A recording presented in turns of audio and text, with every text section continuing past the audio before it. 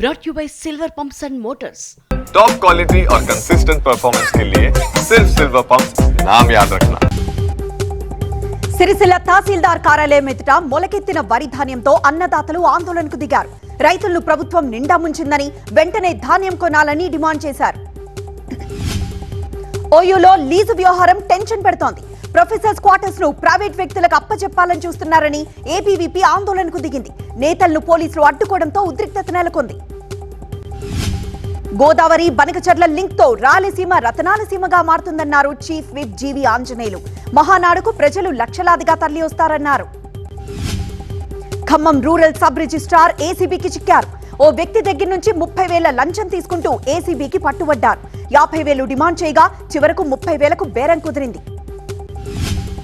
హన్మకొండలో car driver ఏకంగా collector సంతకాన్ని forgery చేశాడు. ప్రభుత్వ ఉద్యోగాలు ఇప్పిస్తానంటూ 40 మంది దగ్గర 15 లక్షలు వసూలు చేశాడు. డ్రైవర్ను అరెస్ట్ చేశారు పోలీసులు. నిర్మల్ జిల్లా రాళ్లబొరిగాంలో బుద్ధ విగ్రహాన్ని పునః ప్రతిష్ఠించాలంటూ దళిత సంఘాల నాయకులు నిరాహార దీక్ష చేపట్టారు. ఎన్నిసార్లు విన్నవించినా అధికారులు పట్టించుకోవట్లేదని ఆరోపించారు. మావోయిస్టు బుర్రా రాకేష్ అలియాస్ వివేక్ మృతదేహం కోసం 5 రోజులుగా కుటుంబ సభ్యులు ఎదురు చూస్తున్నారు.